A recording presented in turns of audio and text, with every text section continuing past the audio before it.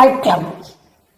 இந்த படத்தில் நம்மளோட ஹாப்பினஸ் என்னன்னா, நல்ல ஃபோட்டோகிராஃபி, நல்ல எடிட்டிங், நல்ல போஸ்டர் டிசைன், ஏன் ப்ரொமோஷன்ஸ் கூட ரொம்ப நல்லா இருந்துச்சு.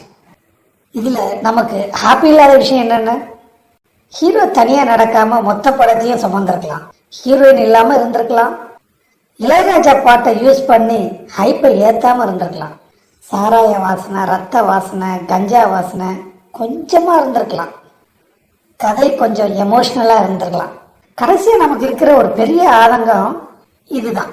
போதைப் பொருளை ஒழிக்கிற மாதிரி படம் எடுக்கிற லோகேஷ் கனகராஜ் எப்படி இந்த மாதிரி படத்தை சப்போர்ட் பண்ணுறாரு?